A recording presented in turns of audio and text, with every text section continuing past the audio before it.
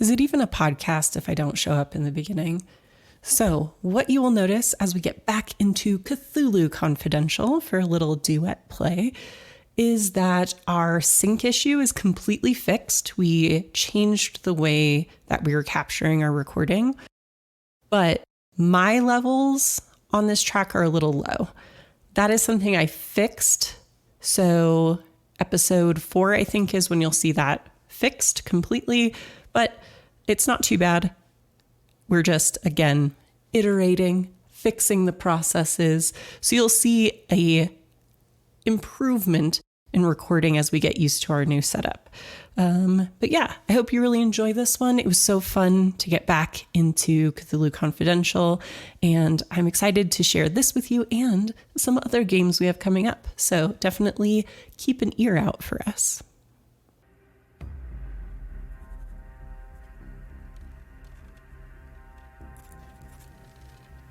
Welcome to Fathomless Sleep, Episode 2 on the Just Barbarian Things actual play of Cthulhu Confidential. The Los Angeles of this world contains graphic violence, questionable morals, bad language, the occult, otherworldly dangers, and some historical discrimination and politics. You have been warned. This is a duet game featuring Santiago as Enrique Kincaid, private investigator, and me, Rainey, as the game master. It's LA, 1937, and Enrique Kincaid is on the case.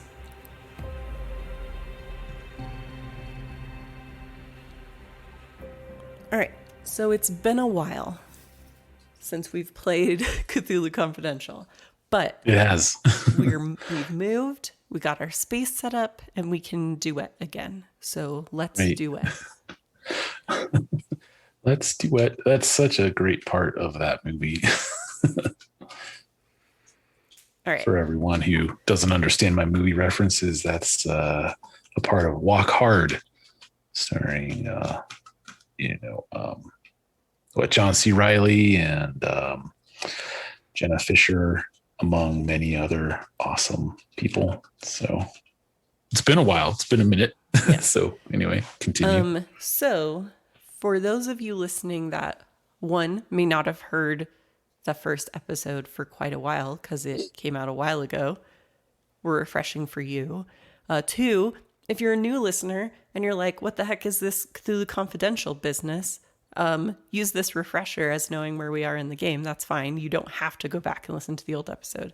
But 3, for Santiago, because you don't remember things that happened, we'll go over it. So that way everyone, all of us, are on the same page.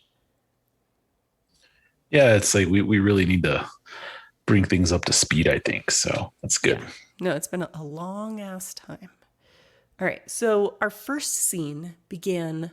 Well, I guess let's get into it first. Your character is a private investigator. He works by himself. He has his own office, and his name is Enrique Kincaid.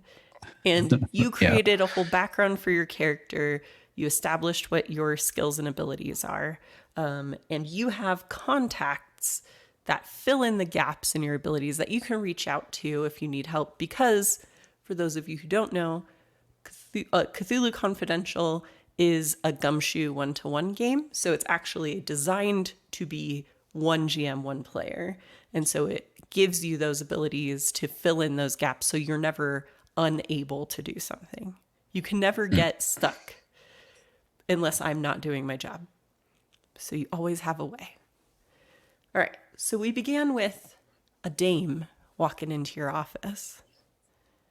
As any good Norse story does. Right. And so you were, and I'll just bring these up as we go,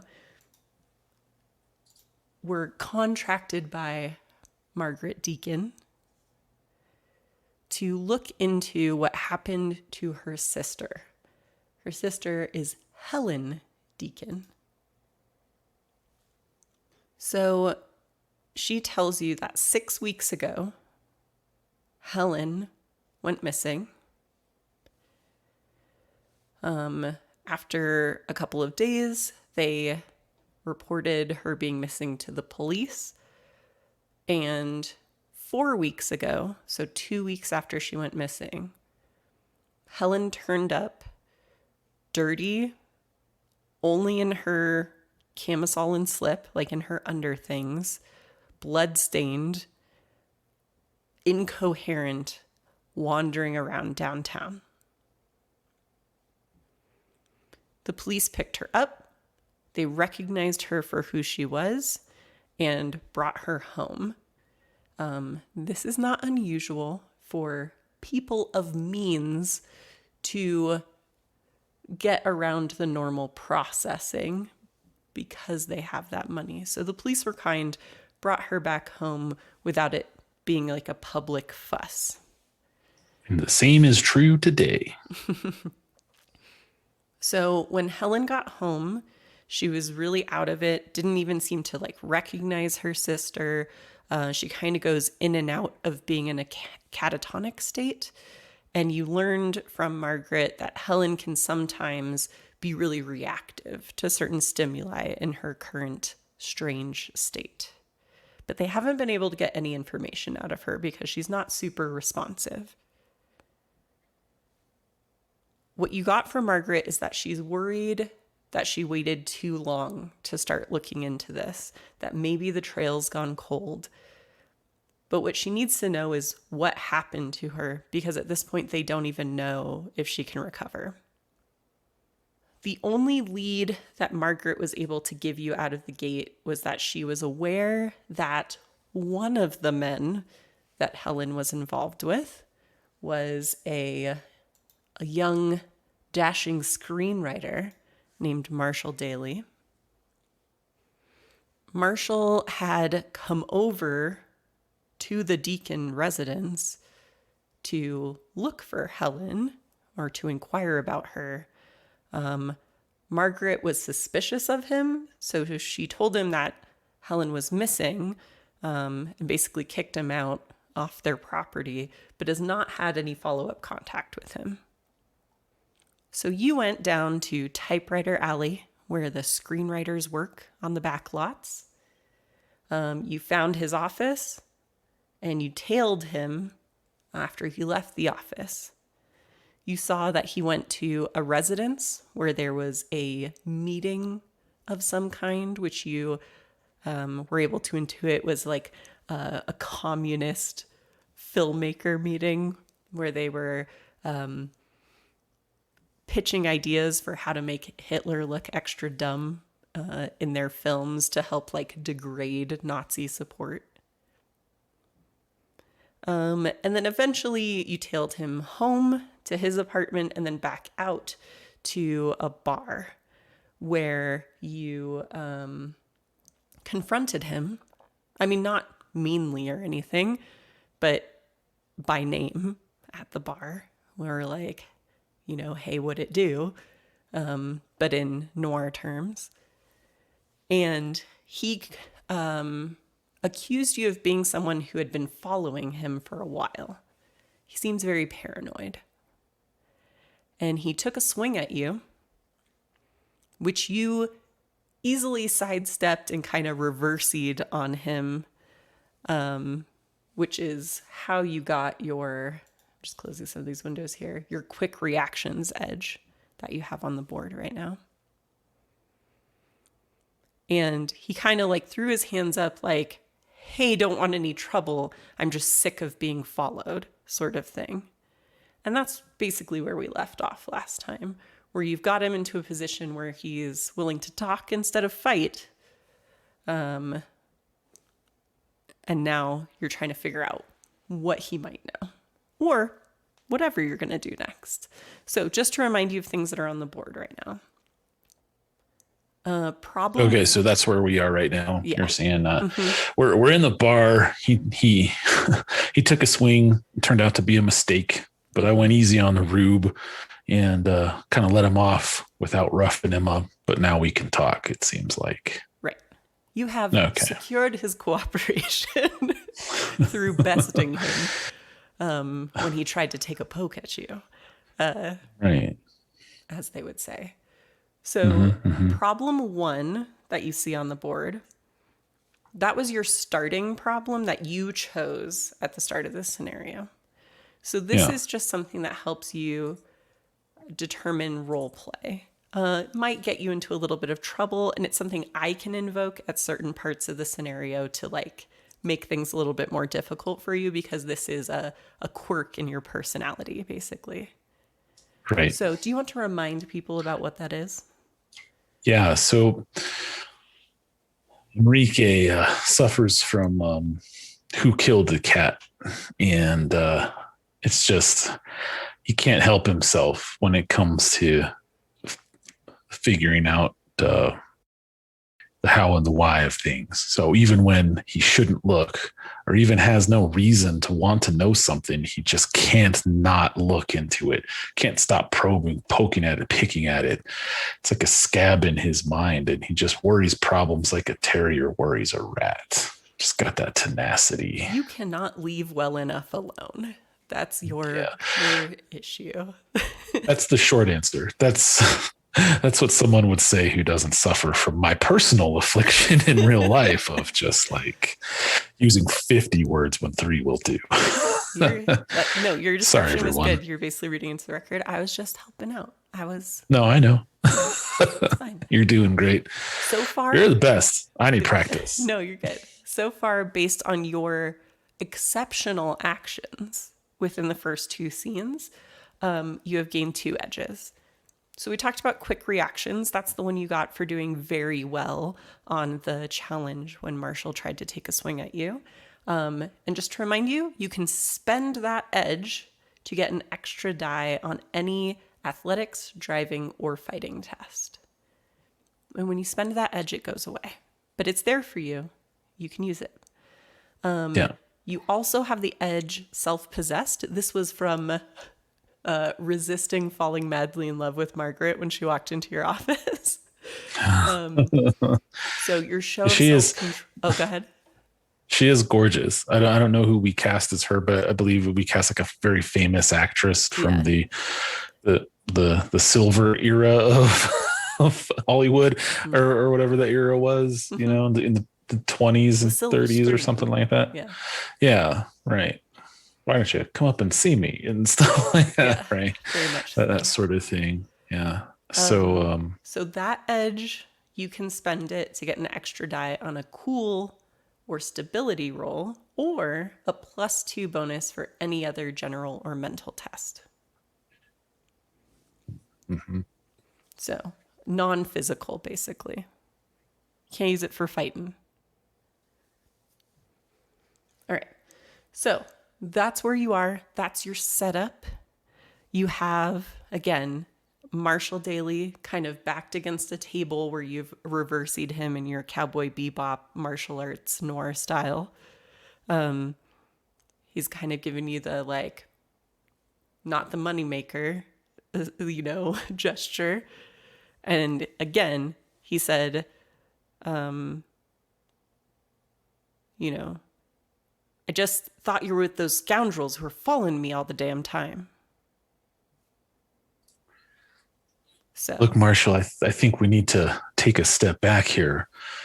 And I'm going to reach past his upheld hands to straighten out the lapels on his jacket and do the whole straighten the tie thing, while I'm saying this. Basically, put them back together a little bit, I think we just need to have a little talk here. We can be friends, you and me, but I think if we can keep things cool, we might be able to get along a little better. And I'll give him the like pat on the cheek sort of thing as I turn back and lean against the bar and take out my cigarette case, start tapping one on the end of it, put it in my lips, put that away, take out my lighter, clink, schlink, and light it up.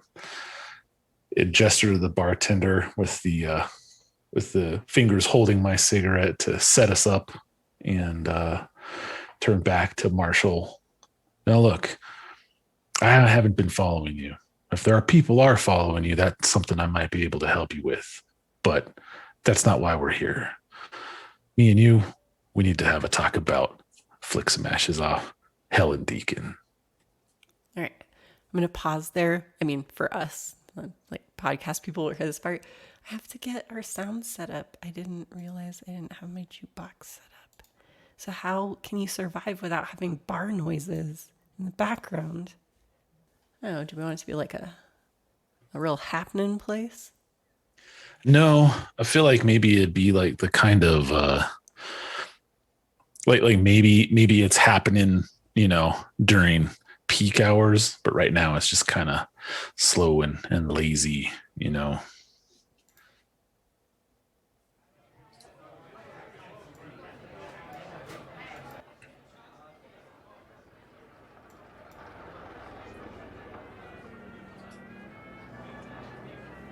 right.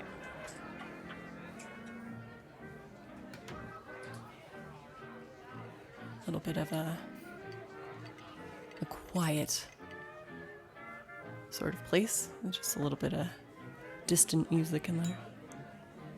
Not too crazy.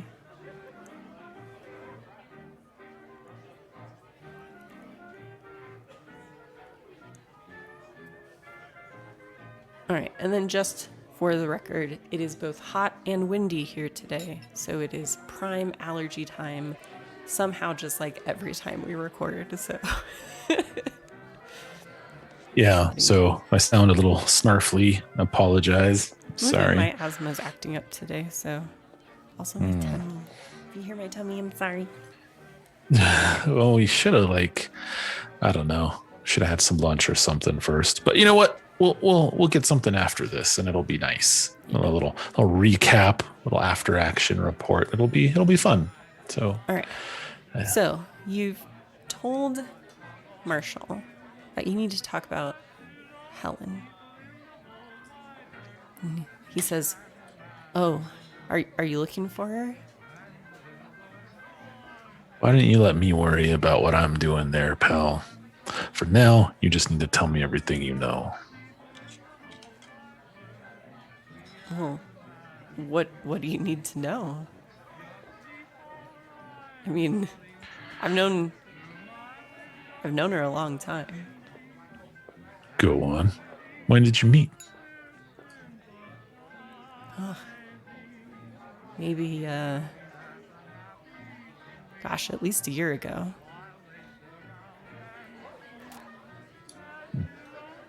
Long time, huh? All right. Well, sounds good. What would you say is the nature of your relationship? Well, casual. We would, visit each other pretty regularly, but we both had people on the side. I knew the arrangement. Nothing serious. Would you say you both knew what that was? Oh, absolutely. As much as I liked her, she made it very clear that I was a toy to be kept at arm's length.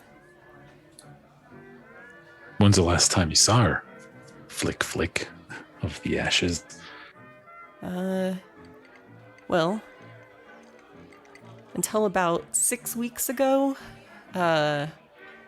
she would visit me quite regularly, either if they're at my office or, at my apartment. Never for too long, We'd enjoy each other's company, and she'd usually head out on her way. But, I tried to push for something a little extra. She's a special dame, but she always cut that off pretty quick when I tried to delve into that territory. Let's see. I last saw her, because I can tell you exactly, 43 days ago. And okay, and just to refresh my memory real quick, what year is it? 1937. 1937 in Los Angeles. Correct. Very good. All right. Thank you. All right. So he said that, she stopped coming around, which isn't unusual.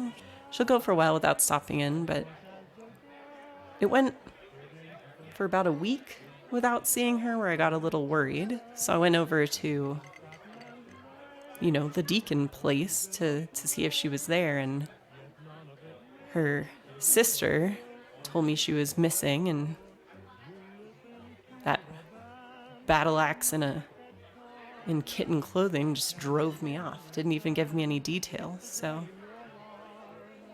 I don't know. So, sorry, when did he say was the last time he saw her? About 6 weeks ago. About 6 weeks ago. All right, let's assess his honesty. Give him the hard eye.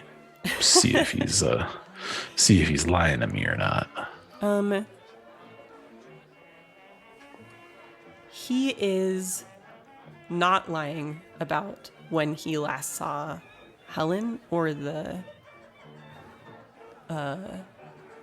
kind of method of their relationship. He does seem a bit cagey, especially when he talks about the people following him.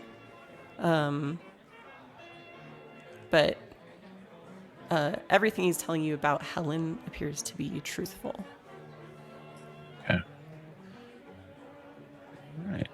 So after giving him a scrutinous eye, I'll tell him, I believe you. Why would anybody be following you, Marshall? You in some kind of trouble? Gambling debts? You have cop talk, right? I do. You would know, as a former officer of the law, Marshall's probably being cagey because he's a communist. And he doesn't want to attract attention from the LAPD's Red Squad. But That's right. As far as asking him why someone's following him, he tells you, I don't know, jealous husband maybe? Whoever it is, once I figure it out, they're going to get the end of this fist that they don't want. Well, all right. They better look out if they know what's good for them. Mm-hmm. Okay. Well, I can't think of anything else to ask Mr. Daly here. I think that I would give him my calling card. I don't know if a business card is a thing in this era, but give him a card that's like, if you think of anything else, if anything occurs to you, swims through that pretty little head of yours about Helen, maybe her whereabouts or where she was, I want you to call my office. You can leave a message, or you can drop by if anything occurs to you. Make sure and let me know. As far as where she could be, like I said, I tried to court her, go on some proper dates. It never worked out, but the only place I know of that she was probably spending time, because she tried to get me to go there once. I laughed so hard she never brought it up again. Was this place called the Order of Argent Light. She had some kind of spiritual guru there.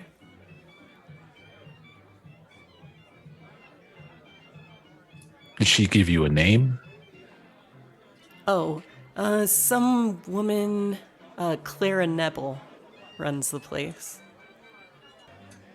Oh, one time when I was helping her get her things back together, after a visit, I did find a chip, one of those high-dollar chips from a casino called the Allegoria.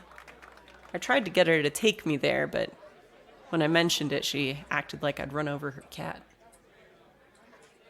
All right, so she kept it, I assume. Like he gave it to her and she kept it. Snatched it away and...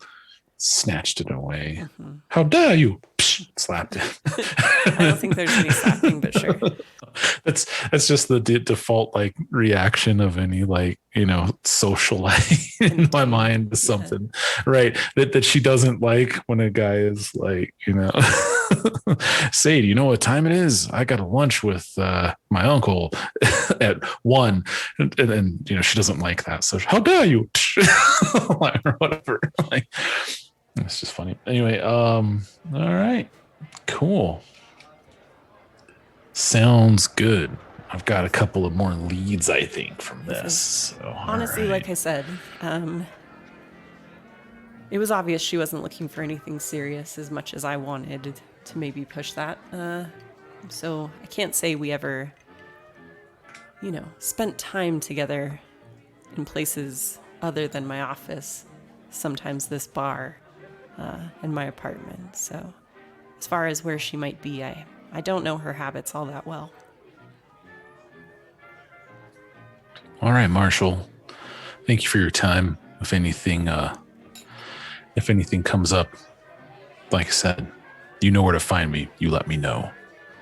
Absolutely. And if there was anything I could do to ensure that she was safe and sound, I'd definitely do that. So I'll keep in contact if I hear anything. All right. Well, good luck with those tails you got. They can be nasty. I'll say as I crush out my cigarette butt, and I'll kill the remains of my drink, pat him on the shoulder, and walk out of the bar, sticking him with the tab. Rude. All right. It's a dominance move in this case. I feel like the other way would be like you do the whole thing where you stand up and you pay for stuff and leave and all that kind of thing. But I'm going the opposite route with this guy. Sure. So All right. So where are you headed? I think I would like to check out the let's check out the casino first. All right. Tonight, the place should be hopping. I assume you're taking your car then. Yeah, I think I'll drive, park park a few streets over. No need to mess around with valets or anything like that. All right. Why don't you go ahead and make a sense trouble roll for me? All right, can do. Looks like I rolled 2d6 for sense trouble. Got And you'll 3 want plus 5. 5 or better. So your Fantastic. first roll won't do it, but your second roll will. So you don't get a push because you needed both dice, but you do advance. So you succeed. Okay. As you were driving to the casino, you notice that you're being tailed. All right. What would you like Sounds to do? good. I'll just let them tail me, actually. All right. So you're just not going to do anything about it at this point? Right. I want to see, like, when I park, where they park, and notice that if I can notice that surreptitiously and and make a mental note of like, okay, I parked here. It's like, oh, okay, they parked over there because I have something in mind for what I'd like to do after we're stopped. Okay. So you keep driving to the Allegria. I'll show you what that looks like, and then I'll give you a little description. So at the end of this long sloping road in a suburb of Burbank, it's actually not far from a few of the big studios. There is this ranch style house, this sprawling affair. And that house, which is what you're seeing here, has been converted into an illegal casino called the Allegria. Oh, it's illegal. Yes, It's not. gambling It's is not on not the up and legal up. here. So there may be things you already know about this. So again, check your skills to see if you have anything you might be able to invoke. But otherwise, you can certainly choose to park anywhere along this drive or outside of it to approach the casino. I'm checking this list, right? You were saying check that list to see if there's anything that I could apply to what I might know about this underground casino. Yep, because you might Yeah. already know stuff about it, depending on your skills, your Okay. abilities, your whatever. I don't know what they're All called in this right. game. No, I don't think I have anything in here that would give me anything, um, you know, uh, you know, any information in my abilities list. I do have streetwise listed in my attributes, but I don't have any score for Oh, that. there's So no I don't know. scores for anything. There's If no you have it, scores. you It's have it. just you. Yeah. If you have it, you have it. Yeah. If you're hot, you're hot. Okay, great. I have streetwise, and I Okay. have history. And then also, I mean, I feel like cop talk kind of would play into that because I used to be a cop. So I feel like I'd have a pulse or my finger on the pulse of illegal activities, maybe. So Right. between those, I think I might have a pretty good idea of what's going on with this place, unless Right. it's like brand new or something. Because I haven't been a cop for a few years. Yeah. No. So your streetwise skill, which you developed in your time as a cop, would tell you plenty about this place. So you know that a guy named Whitey Alexander runs the joint. Let me make a note of this here. Yep, go for it. So, I can give you. Whitey Alexander. Oh, yeah. Okay. So here he is in his getup as a dealer, it looks like. And I have no idea what game is being played there. It's got like some dice and a little hourglass shaped cage. And it looks like maybe they turn that over to roll them. And then that determines it's 3 dice. And then there's a table in front of him that has like a, some, it's painted to show like sets of 3 dice. So it determines the outcome of something or whatever. I'm like, it's Baccarat. It's totally like not. It's 3 point Nelly or like I have no idea. We don't know. We're not noir gamblers. It's okay. It's true. It's true. It's so true. Like any illegal casino operator worth his salt, that he answers to an organization called the System. Okay. And the System's a pretty Interesting. traditional mob run by a former vice cop turned crime lord named Guy McAfee. Okay. And I'll show you Guy as well, our local mob boss. And this is actually his picture because he is a historical figure. Right. Guy McAfee. Dude. Okay. And he's a local mob boss. Now he's a former vice cop. Yes. Right. Mm-hmm. And I feel like, let's see here. Yeah, I was just a beat cop, Mm-hmm. I had aspirations of becoming a detective, but the force was so corrupt and I just refused to play ball. I couldn't advance, and that's why I quit. So, if he was a vice cop, he was more specialized. He was like not only a detective, but like a vice detective. So I don't know that I ever would have rubbed elbows with him or maybe even known who he was necessarily, but I know who he is. By his reputation as a mobster. Underworld, Yeah. right. Underworld style. Yeah. Well, you do know, since he was in Vice, that if he is now a mobster, his former colleagues are likely paid very well to look the other way, since he has absolutely. that connection.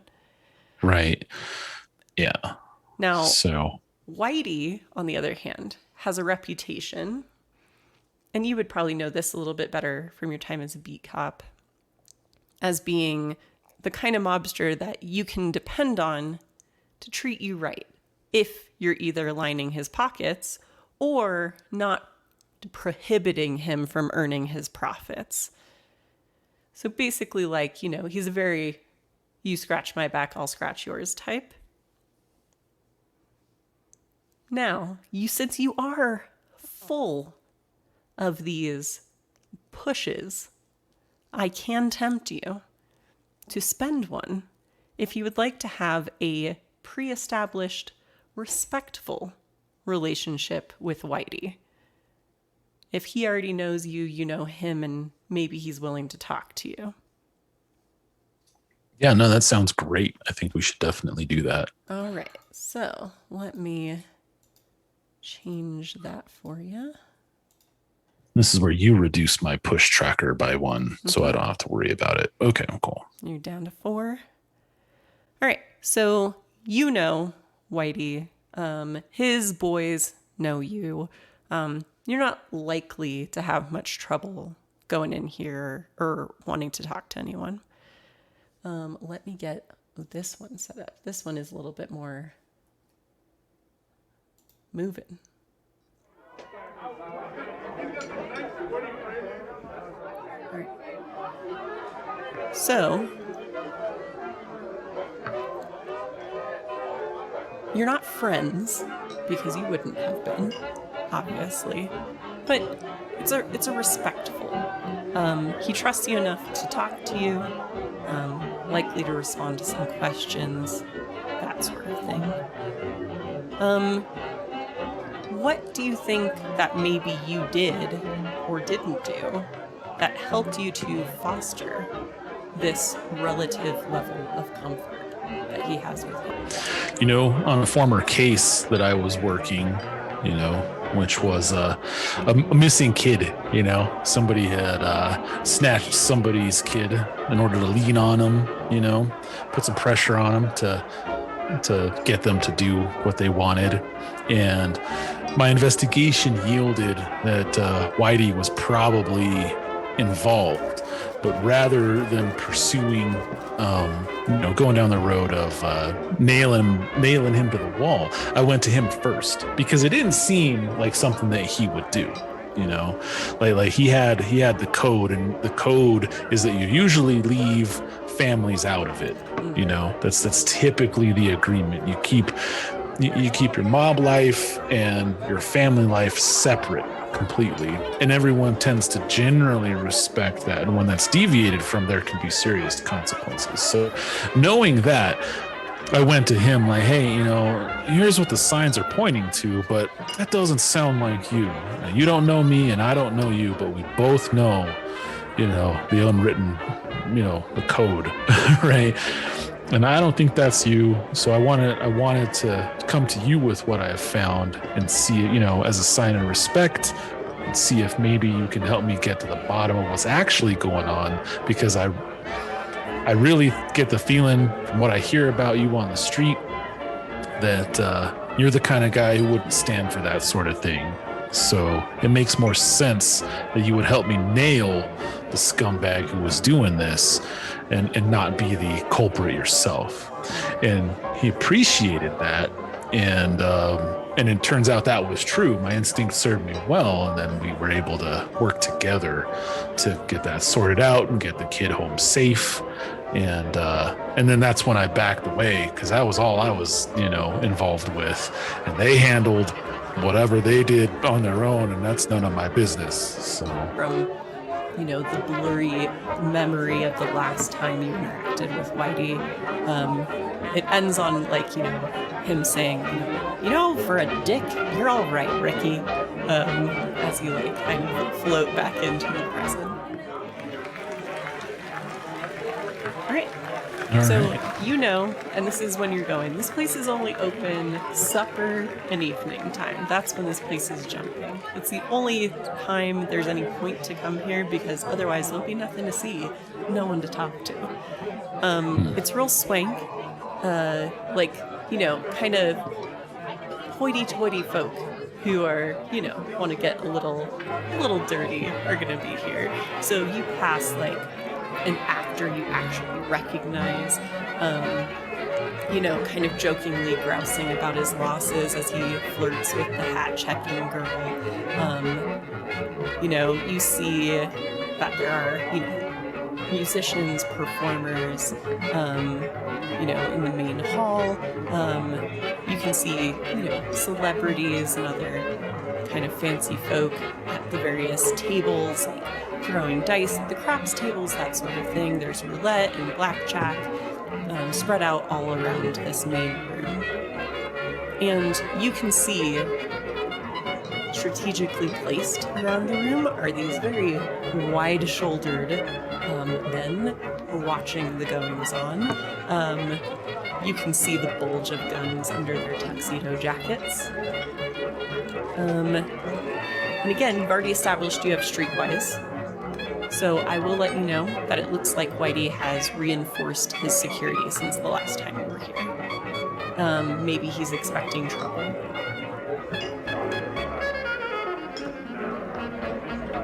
Okay. Is there any there's usually like a stage at some casinos and stuff like that. There's usually, like, shows are a big part of it. There's gambling, there's music, there's of course food and drink. And stuff. Yep. Right. So I wanted to see if I know who runs the talent here for Whitey, for the shows.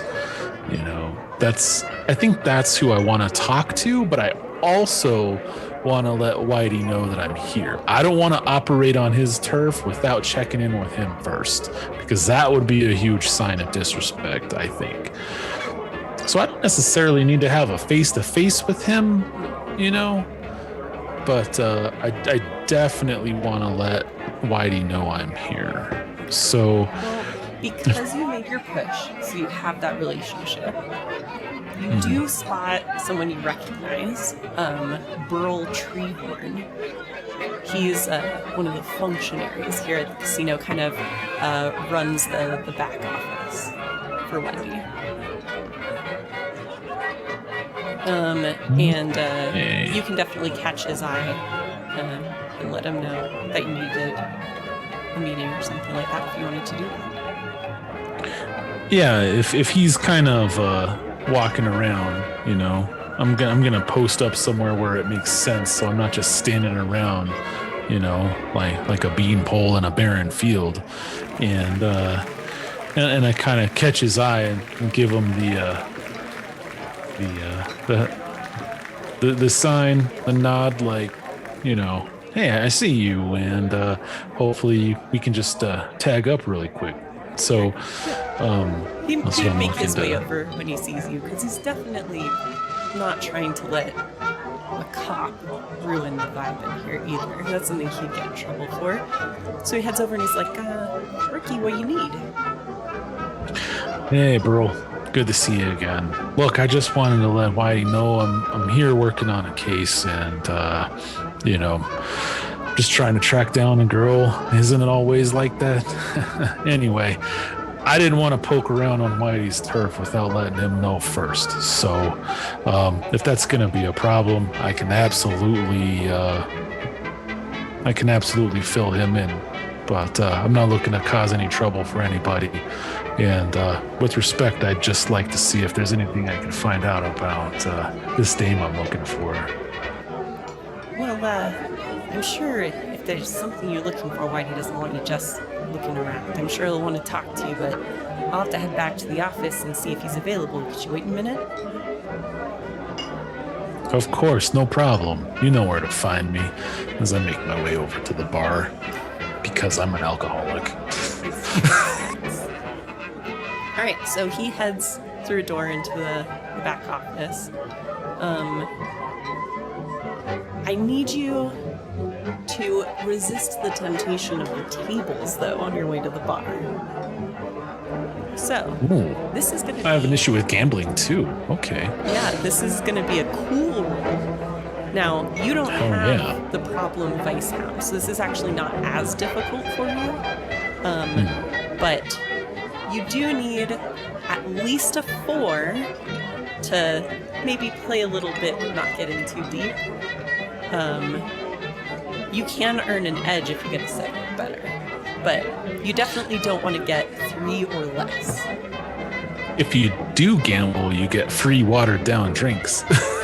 So there is that. There is Well, that. not watered down necessarily, but the cheap stuff. Yeah. You know, because they want you to have a buzz on and have a good time and lose because the odds are not in your favor. So that makes sense. All right.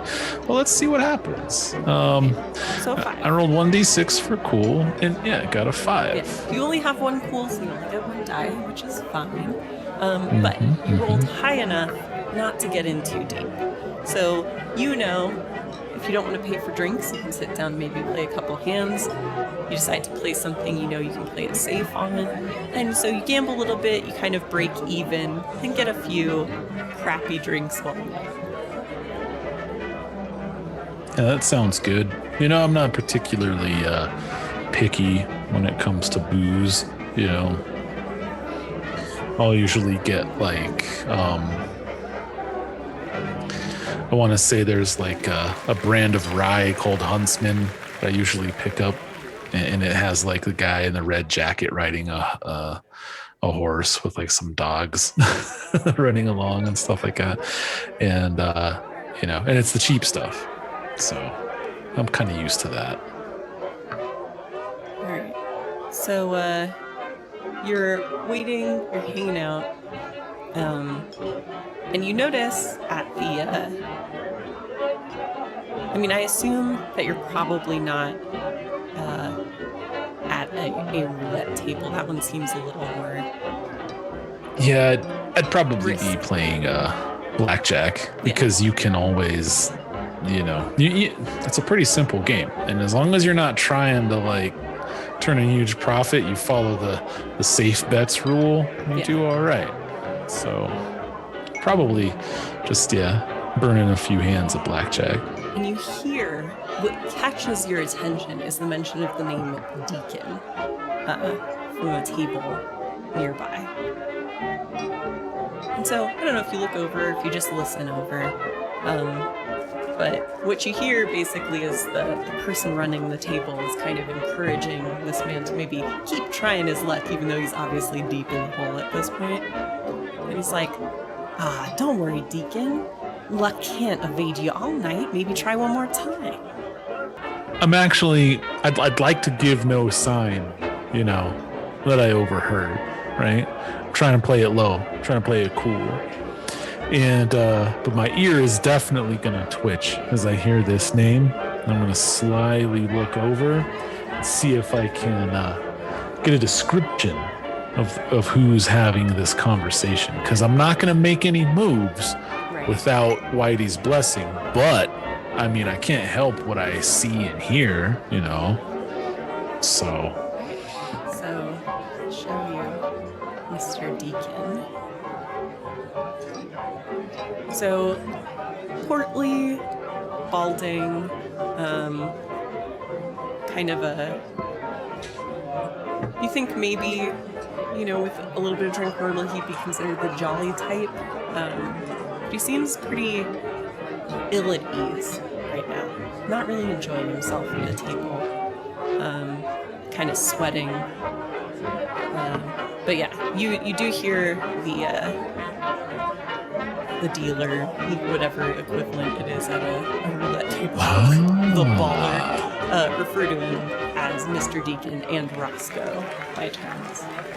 So, and the dealer is the one that is talking him into continuing to gamble? Yeah, that's his job.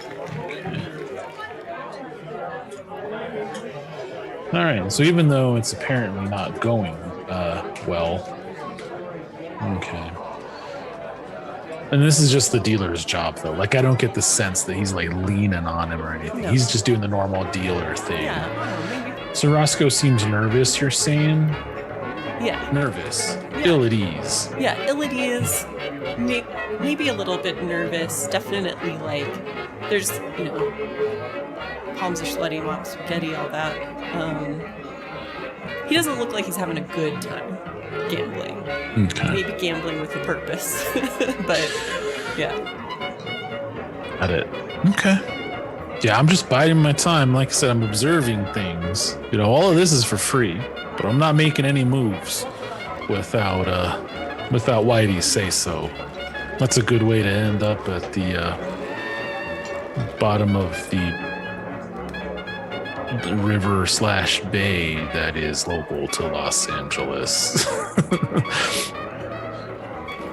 So, you're noticing all these things. Eventually, Burl comes back, kind of taps you on the back of the elbow and is like, all right, he's ready to see you. I can take you back there. All right. Lead the, sorry, what's this guy's name again? Burl. Gotcha. Yeah, sounds good. Lead the way, Burl. I'll pick up my chips. And if I'm in the middle of the hand, I'll just, leave my bet there and fold and walk away with Burl. All right. So he takes you kind of down a hallway through a door and then down this corridor that leads to Whitey's office because you've been back here before. On your way, you pass a nervous pinstripe wearing shrimp carrying a folder that's bulging with adding machine tapes. And he checks his watch and speeds up his pace to pass you. Okay. Can I remember that guy's face? Oh, absolutely. It's very I'm going to remember that. I'm going to remember that guy's face. Yeah, that's it. I just want to be able to recognize this guy's later. This guy knows something. Yeah. You'll definitely have to catch up with this guy later. But yeah, so you pass all of these things, and then you eventually get to the grand door of Whitey's office. He has relegated kind of all of the most impressive pieces from the house into this room to give the office an air of majesty, if you will. It's got hunting trophies, oak furniture, there's a rifle rack, so it's rustic manliness seems to be what he's going for. Mm-hmm. And he's pacing kind of impatiently when you come in. Okay. He looks the type who doesn't appreciate an unscheduled chin wag, as it were. He's got stuff to do. Mm-hmm. Right. He's like, no, that makes sense. Ricky, what you doing around here? You know I'm here to help you, but can't have you impeding on business. Can't have people feeling nervous out there. I'll try and keep a low profile, Whitey. I got to tell you, the first thing I did when I got here, other than park my car and hang my hat, was check in with you. I'm not going to make any moves on your territory without your say-so. And if it makes you uncomfortable in any way, just say the word, and I'm a ghost. But I got to tell you, I did notice Roscoe Deacon out there, and coincidentally enough, I'm out here looking after one of his daughters, Helen, to see what had happened to her. I don't know if you heard, but she disappeared for a few weeks and came back not the same person. And I have a bit of a lead that maybe she frequented here, and I just thought I'd stop by and see what I could find out. Wanted to poke around a little bit, but of course she was here. Helen was my girl, Of course she wanted that a little hush-hush, but she was here all the time. I mean, her degenerate father can spend his days here all he likes, but I still had to sneak around to see her because she didn't, want to embarrass him too much because he is here quite a bit. But no, I know she's not doing well. I haven't been up that way since, like I said, she wanted to keep us a little bit on the down low, or whatever we say in this day and age. But I bet if she had some sort of breakdown, it was because of that witch of a sister she has. Do you know that woman barged in here once, made a whole scene trying to haul Helen out of the joint? Absolutely insane. Okay. So I fill him in on what's going on. Shooting straight with him. Mm-hmm. Right. And he lets me know that what's her name? Margaret barged in. Yeah. Okay.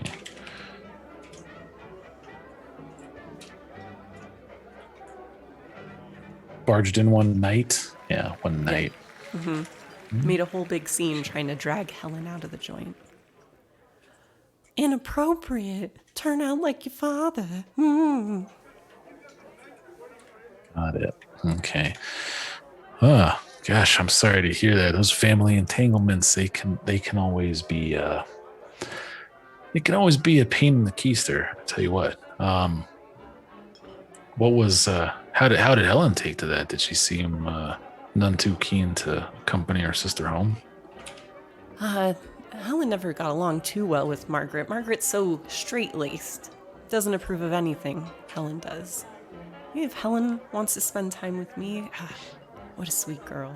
I mean, I don't know why Margaret has to get into her business about it. You know, maybe eventually I'll try to bust her out of that house. It feels like they're keeping her prisoner there. I haven't heard hide nor hair of her since she got brought back home. Well, that's where she is. I was up around there to see her, and I can tell you she's doing all right. They're taking good care of her, it seems, but it does seem a little under lock and key. But Right if that now, helps you rest yeah. any easier. No, that does help. I'm in a bit of a spot myself, so maybe being at home is what's best for her. I don't want to take up too much of your time. I just wanted to get your blessing. If I could maybe talk to some of your people, see if I can find out anything to help out Helen and determine what might have happened while she was missing. Well, you know, I mean, most of the time that she was here, she spent with me, so I'm happy to answer what I can. I mean, within reason. We don't want to be indelicate with the details. I'd never pry into your private life, Whitey. I'm not that no kind one of guy. here, knowing she was my girl, would have done anything to her. You want to get into some business, maybe look into those crazy cultists she like hanging around with. All right, I'll make a show of making some notes to see if you mind if I jot some of this down, Whitey, off the record, of course, just for my personal investigation. Of course, Ricky. We have a relationship. What cult are you referring to? You know, those... I mean, it's all nonsense, so, just let her indulge her little fantasies. But people say that they do these black magic rituals under the full moon near the Hollywood sign, where that starlet offed herself a few years back. I see. Did she ever mention a name? Honestly, I wasn't paying too much attention to that stuff. Hey, fair enough. Fair enough. Gotta let them have their little indulgences, huh? Yeah, I mean, she had her flights of fancy, Helen was a fun kid. Hoping when she's feeling better that her family lets her out of the house so that I can see her again.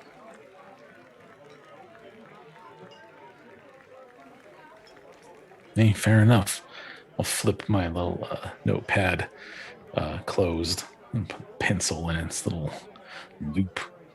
Tuck it back into my jacket. Well, I really don't think there's any need for me to talk to anybody else around here. Unless there's anyone you think that might be able to help me out with this that I should chat up.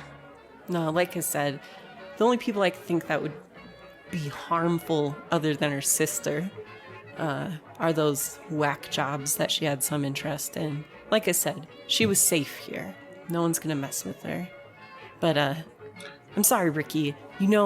This girl, love this girl. Anything I can do for her, I would. So let me know if there's something I can help you with, but kind of got a bit of my own pickle right now. I can't spend too much time chatting, if you know what I mean. I understand. Anything I can help you out with? I mean, it's nothing that I can't handle. Just some bum from the east trying to push his weight around here. Well, I know you know how to handle your business, but I'm always happy to help if there's anything I can do. You just let me know. Maybe check in with me a little bit later. Let me know if you find anything, but yeah, who knows? Maybe I could use your services since I'm known a little bit too well by these guys. You know what I mean? I'll definitely keep you posted on what I find out about your main girl, Helen. And other than that, I'll take my leave. I don't want to cool the tables or anything like that. I appreciate it. And with that, I'll probably stand up, put my hat back on, and you know, make my exit from Whitey's office. All right. So awesome. Are you going back and doing things on the floor, or are you leaving like you said you would?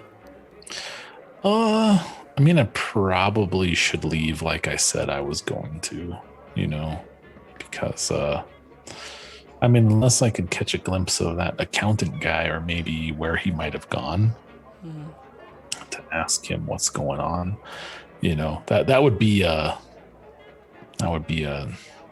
target of opportunity, so to speak. I think. You don't see him when you head back out onto the floor. You might be able to check in with your police contacts to figure out who this guy is, maybe where he operates. He's obviously some kind of bookkeeper just based on what he was carrying. But beyond that, you don't see him out here. And he's pretty distinctive. Seems like he probably head out in a hurry after his meeting with Whitey. Okay. Gotcha. All right. Well, yeah, I think, I feel like I should maybe make a note of that. So this was a nervous looking, bustling accountant. Yep. Accountant type. He was real scrawny, kind of short guy, but in a big pinstripe suit. Like, ill-fitting for his size. Definitely nervous, hurried looking, carrying a folder full of receipt tape from an adding machine.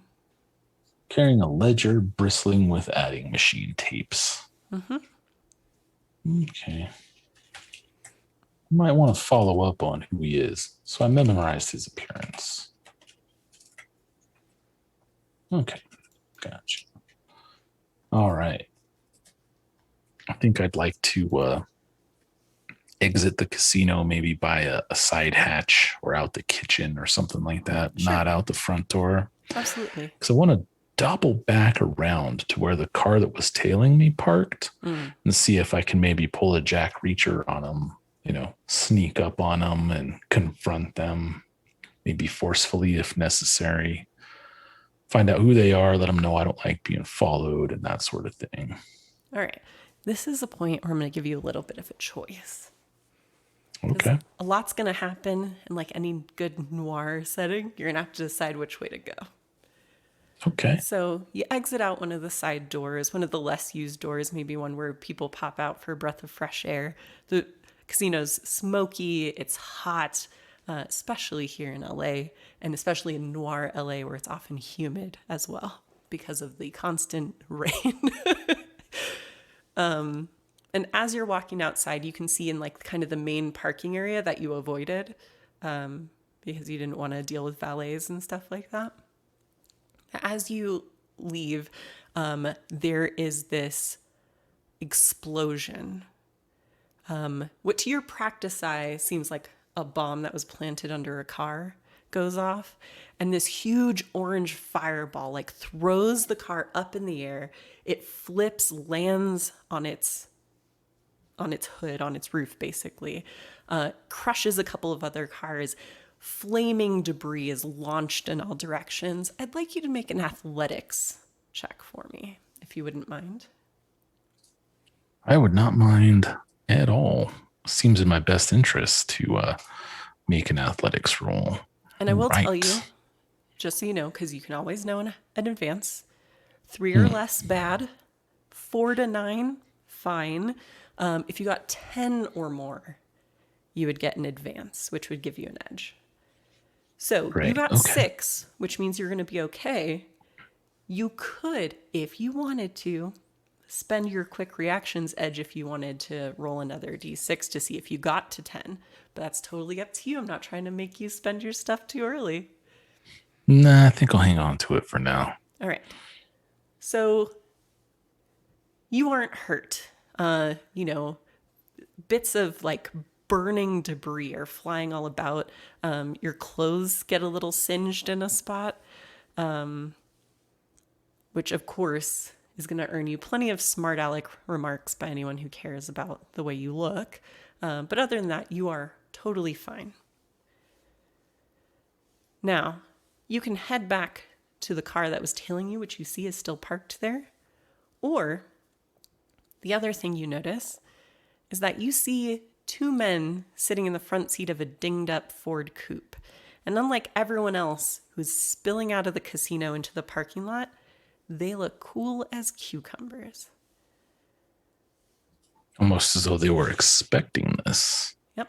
And as you kind of keep an eye on them, you see the driver turn the ignition key and start to drive off.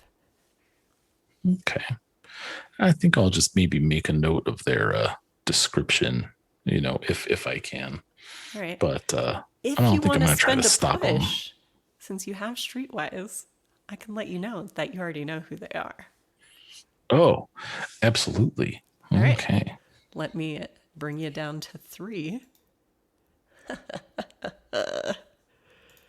All right. You've run across these mooks before. They were milling around this place called A.M. Hillier and Company. It's a magazine and newspaper warehouse down on Pico Street.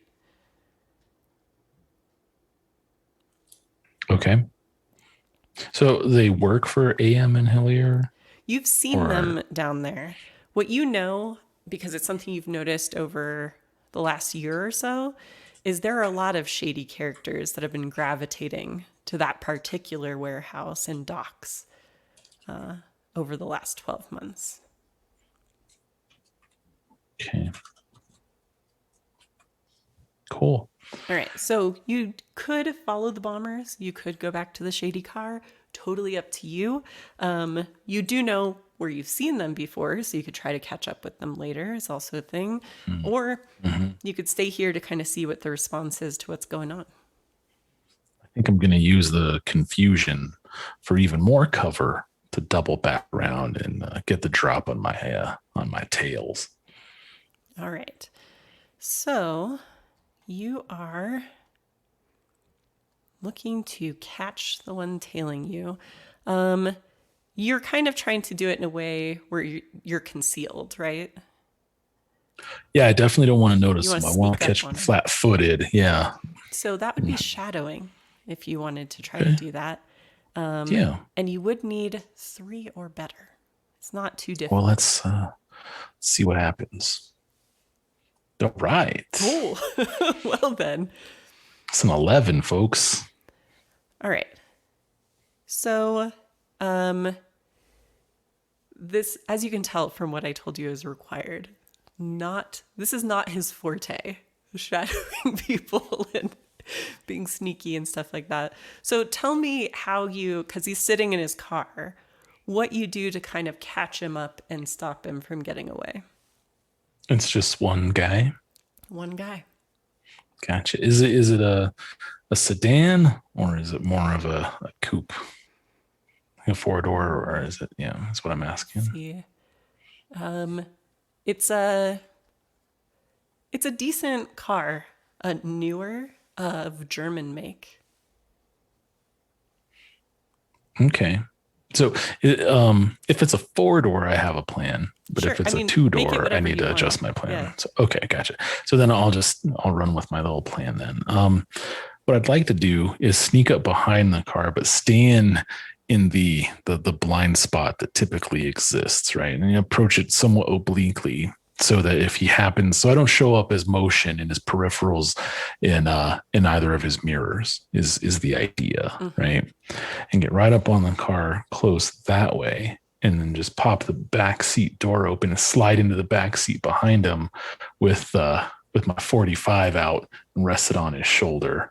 I want to say, hey there, whoever this guy is. Well, you don't because know. apparently I recognize him. Oh, No, I don't recognize you him. recognize the the guys going away from the bombing, not the guy who is tailing you. Okay, sorry. I misheard. I misunderstood. I thought I recognized this guy too. But all right, no, in that case, that's fine. I can just say, hey there, chum. Looking for anybody in particular?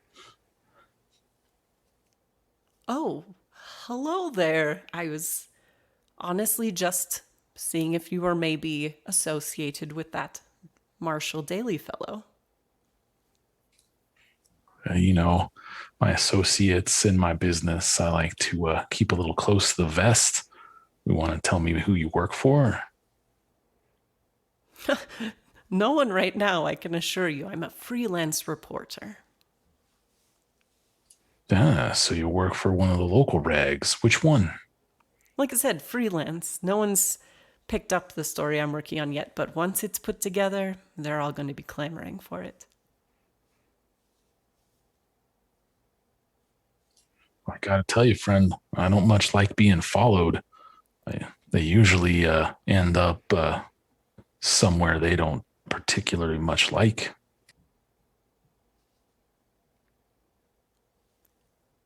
I can see that I was following the wrong person. I will go back to checking in on the other people of interest for this story. Obviously, you are 100% red blood American. No problem here. I will leave you to your business. Sounds like an excellent plan, a good health plan, if you will. I gotta tell you, if I see you again, you won't see me, and then the lights are just gonna go out. They'll nudge the back of his skull right under the ear with the barrel of my 45. Make sure this is the first and last time we meet, pal. No problem. I'm no match for you, surely. You will never see me again. I feel like this guy has got a lot of false humility going on. I don't think that this is true at all. I think this guy's lying to me. So I want to see if he's on the up and up. If he's You want to genuinely assess in. honesty? I do. I'd like to assess his honesty and see if he's genuinely intimidated by me or if he's just kind of, you know, playing me off. Like, oh, let the tough guy have his what he thinks he wants to hear. Listening to what he says, when he claims he's a freelance reporter, seems true, or at least technically true. Maybe a cover for something, but it doesn't seem like a lie. When he says that like all the papers in town are going to be clamoring for what he puts together, seems optimistically maybe, but not a lie. And kind of putting together that he was following Marshall Daly and seeing if you were involved, and then says, nope, you're definitely 100% red blood American. He's definitely following up with something having to do with maybe the communist cell or communist folk in the industry. That said, if he's been following Marshall, he could know something, but up to you how you want to follow up on this at all. Also, you didn't get his name. Just reminding you of that. Right. Yeah, that sounds good. Well, I mean, any good detective is not going to leave any stone unturned. So rather than making my exit, I think I'll fish the photograph of Helen that I have out of my jacket and show it to him because it's interesting. I'm sitting like right behind him, so he can't really see me. But I can definitely see everything he's doing. And I have my 45 on this shoulder behind him and fishing the picture out with my other hand. I'll hold it in front of him like this. And you ever seen this dame before? Ah, the skirt. Go on. Daly has seen her many times that I'm aware of anyway. She got him mixed up with some crooked accountant named Phil Block. I'm Phil sure Block, huh? that's who you were here following up on, yes? He's a rough customer. I just won't say anything. I don't have to worry about maintaining a poker face because he can't see me. Mm-hmm. So we'll just stonewall that one. You see this girl hanging out with Marshall pretty frequently, huh? When's the last time you saw them together? Maybe 6 weeks ago. All right, that checks out. Nice. Okay, cool. I'll put the photograph away, and he gave me a name just now. He did. Let's see Phil here. Block. So I interrogate and intimidate this guy to stop following me, and so he also mentions what did he what was the context that he mentioned Phil Block in? That the skirt, Helen, had gotten Marshall mixed up with a crooked accountant named Phil Block, and that he was a rough customer. He also noted that surely that's why you were here at the casino, was to look into this character. Okay. The accountant, Phil Block. Nice. Yeah. Okay. Kind of while you're mental mathing all this, he's like, yep, rough customer. If you were talking to him, you better go in with your gun out. I'm sure that's kind of gesturing to what you're doing to him, like you, this is what you're ready for, sort of thing.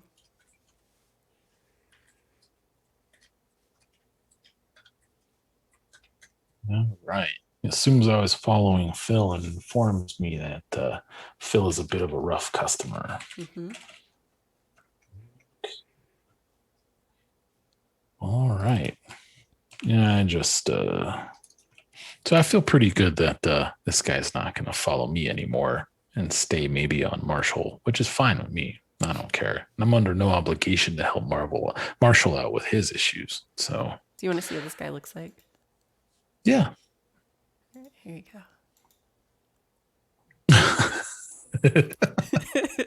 Okay. All right. It's this guy. Sounds good. Yeah. Like you said, portly, bow tie, big mustache. Doesn't Nice. look like someone who's normally like stealthing around and checking things out.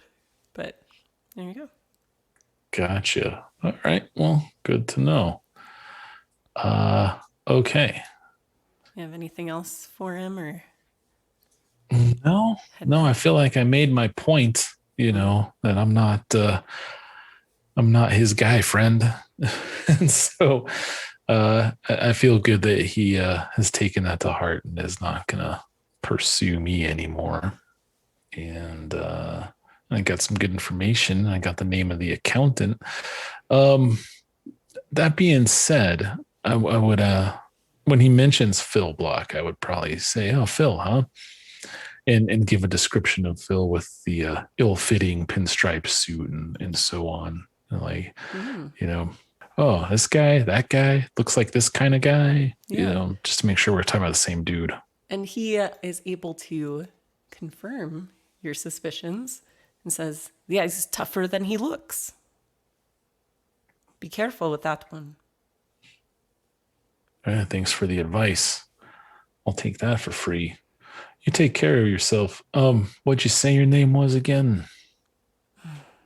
Franz Spielsman. You take care of yourself, Franz. I gotta say, it can take you a long way knowing what paths to cross and what paths to leave untrodden. Don't worry, you'll never see me again. I'll step out of his vehicle and shut the door quietly and disappear. No, just walk away. Right? Smoke bomb. Your shadowing roll was high enough that, and actually, just to make sure we're using our rules, for him, because he's not that good at this stuff, you only needed 3 or better. On your first die, you had 6, which means you get one of your pushes back. Because you didn't need your second die. So you're back up to 4. Nice. Yeah, I got to spend those wisely for sure. But Yeah, It'll we'll continue see. to tempt you into losing them all. So don't worry about it. Yeah, yeah, we'll see. On the one hand, I don't want to spend them frivolously. On the other hand, I don't want to end up that a Skyrim syndrome, Oh, as I think of it, where you just like, I'm gonna need this healing potion, right? So you just have this giant inventory full of shit that you yeah. never use. So yeah, so yeah, we'll see. We'll see how it plays out. You know, um, and yeah, I think I can head back to my car. All right.